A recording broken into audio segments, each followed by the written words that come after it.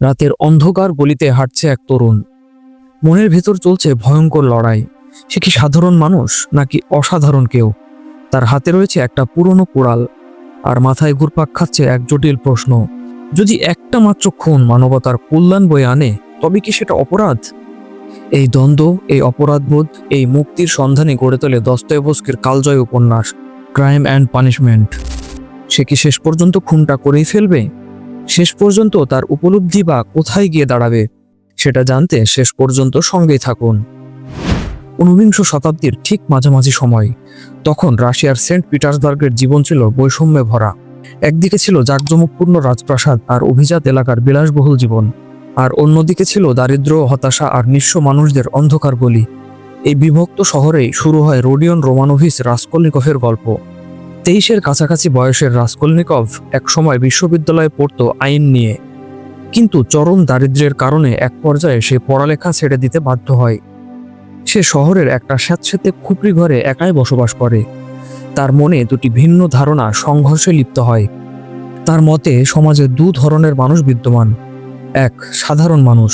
এরা সমাজের প্রচলিত নিয়মকানুন মেনে চলে এবং গতানুগতিক জীবনযাপন করে। ইতিহাসে তাদের কোনো স্থান নেই। দুই, অসাধারণ মানুষ। এরা মানবজাতির বৃহত্তর কল্যাণের জন্য আইন ভাঙতে পারে, এমনকি খুনের মতো গুরুতর অপরাধও করতে পারে। এরা শুধু ইতিহাসের গতিপথই বদলে দেয় না, বরং এরা নতুন ইতিহাসের জন্ম দেয়। রাসকলনিকভ ভাবতে থাকে, সে কি সেরকম অসাধারণ কেউ হয়ে উঠতে পারবে? তার জীবনকে মোটামুটি ৯টি ভাগে ভাগ করা যায়। ১. দারিদ্র্য ও হতাশা। রাসকলনিকভের জীবন ক্রমশ কঠিন হয়ে আসে। তার মা ও তার ছোট বোন দুনিয়া তাকে সাহায্য করার জন্য নিজেদের জীবন উৎসর্গ করতে চলেছে। দুনিয়া এমন এক ধনী ব্যক্তিকে বিয়ে করার সিদ্ধান্ত নেয় যাকে সে পছন্দই করে না। শুধুমাত্র তার ভাইয়ের আর্থিক দুর্দশা লাঘব করার জন্যই সে এই বিয়ের সিদ্ধান্ত নিয়েছে।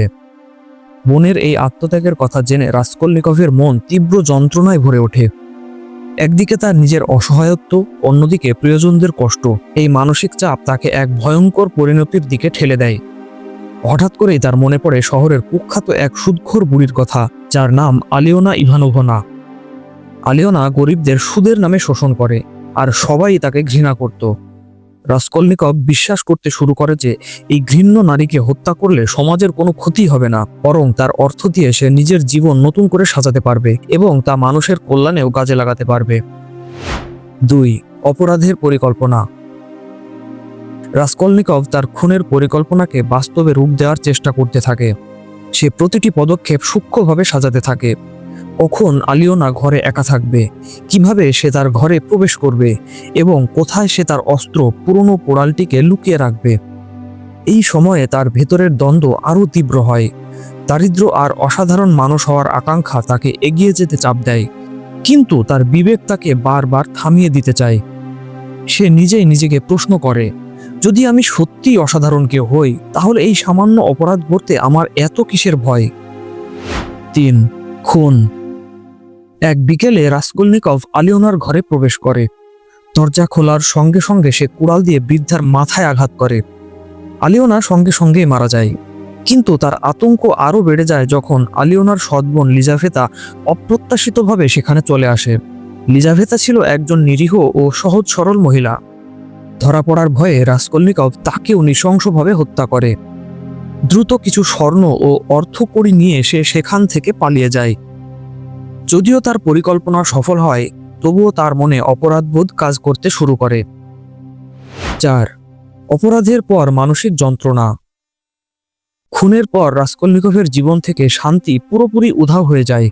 সে মানসিকভাবে ভেঙে পড়ে, জ্বরে আক্রান্ত হয় এবং প্রায়শই দুঃস্বপ্ন দেখে। তার মনে হয় প্রতিটি মানুষই যেন তার অপরাধের কথা জেনে গেছে এবং সবাই তাকে সন্দেহের চোখে দেখছে। এর ভিতর পুলিশও তদন্ত শুরু করে এবং রাসকলনিকভের অস্থিরতা পুলিশের সন্দেহ বাড়াতে থাকে। তার মনের এই অশান্তি তাকে ধীরে ধীরে মৃত্যুর দিকে ঠেলে দেয়। ৫. নতুন চরিত্র। এই কাহিনীতে কিছু নতুন চরিত্র প্রবেশ করে, যারা রাসকলনিকভের জীবনে গভীর প্রভাব ফেলেছিল। রাজুমিখিন, রাসকলনিকভের একজন বিশ্বস্ত বন্ধু, যে হাস্যরসিক এবং সহানুভূতিশীল। সে রাসকলনিকভের পাশে থাকে এবং তাকে মানসিকভাবে সাপোর্ট দেয়। সোনিয়া, এক দরিদ্র তরুণী, যার বাবা একজন বদ্ধ মাতাল। এক পর্যায়ে সংসার চালাতে বাধ্য হয়ে তাকে দেহ ব্যবসায় নামতে হয়েছে।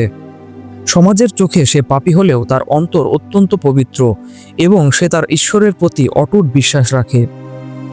মার্মেলাদভ, সোনিয়ার বাবা, যে মদ্যপ হলেও অত্যন্ত দয়ালু এবং দুঃখী ব্যক্তি। পরফিরি পেত্রোভিচ, এই পুলিশ তদন্তকারী অত্যন্ত বুদ্ধিমান ও সূক্ষ্ম মনোবিজ্ঞানী। সরাসরি কোনো প্রমাণ না থাকলেও সে তার চতুর মন দিয়ে রাসকলনিকভের অপরাধের বিষয়গুলো ধীরে ধীরে বুঝে যায়। 6. মানসিক দ্বন্দ্ব। রাসকলনিকভের মনের অস্থিরতা আরও বেড়ে যায়। সে তার নিজের অসাধারণ মানুষ তত্ত্ব নিয়ে সন্দেহ করতে থাকে। যদি সে সত্যি অসাধারণ হতো, তাহলে কেন তার বিবেক তাকে এতটা কষ্ট দিচ্ছে? এই মানসিক যন্ত্রণার সময়ে সে সোনিয়ার কাছে যায়। সোনিয়া তাকে বোঝায় পাপের একমাত্র মুক্তির পথ হলো শাস্তি গ্রহণ করা। তার মতে শাস্তির মধ্য দিয়ে মানুষ তার পাপ থেকে মুক্তি পায়। 7. পুলিশের তদন্ত। পরফিরি পেত্রোভিচ রাসকলনিকভকে বারবার জিজ্ঞাসাবাদ করে। সে সরাসরি অভিযোগ না এনে রাসকলনিকভকে মানসিকভাবে এমন চাপ দেয় যে রাসকলনিকভ নিজেই নিজের অপরাধ স্বীকার করতে বাধ্য হয়। রাসকলনিকভ বুঝতে পারে পুলিশের কাছ থেকে পালিয়ে লাভ নেই, কারণ পুলিশের কাছ থেকে পালাতে পারলেও সে তার নিজের বিবেকের কাছ থেকে পালাতে পারবে না। 8. স্বীকারোক্তি। সোনিয়ার অনুপ্রেরণায় রাসকলনিকভ শেষ পর্যন্ত পুলিশের কাছে গিয়ে স্বেচ্ছায় স্বীকার করে, হ্যাঁ, আমি আলিওনা এবং লিজাভেতাকে হত্যা করেছি। তার এই স্বীকারোক্তি তাকে যেন মানসিক শান্তি দেয়। 9. শাস্তি ও মুক্তি। স্বীকারোক্তির পর রাসকলনিকভকে সাইবেরিয়ার এক শ্রম শিবিরে পাঠানো হয়। শুরুতে সে নিজেকে নিয়ে গর্বিত ছিল, কিন্তু ধীরে ধীরে শারীরিক কষ্ট ও কঠোর পরিশ্রম তাকে মানবিক করে তোলে। এই কঠিন সময়েও সোনিয়া তাকে ছেড়ে যায়নি, বরং তার পাশে থেকে সাহস জুগিয়েছে। রাসকলনিকভ বুঝতে পারে যে মানুষের জীবন কেবল যুক্তিতর্ক বা অহংকারের ওপর ভিত্তি করে চলে না, বরং তা ভালোবাসা, বিশ্বাস এবং আত্মত্যাগের ওপর নির্ভর করে। ক্রাইম অ্যান্ড পানিশমেন্ট শুধুমাত্র একটা খুনের গল্প নয়, বরং এটি মানবিকতা, নৈতিকতা, অপরাধবোধ, শাস্তি এবং মুক্তির এক গভীর বিশ্লেষণ। উপন্যাসে দেখানো হয়েছে যে আইন মানুষকে কেবল বাহ্যিক শাস্তি দিতে পারে, কিন্তু আসল শাস্তি আসে মানুষের নিজের বিবেক থেকে। রাসকলনিকভের এই কষ্ট, অপরাধবোধ এবং শেষ পর্যন্ত তার মুক্তি আমাদের এই শিক্ষা দেয় যে মানুষের প্রকৃত শান্তি ভালোবাসা, সহানুভূতি এবং মানবতার মধ্যেই নিহিত।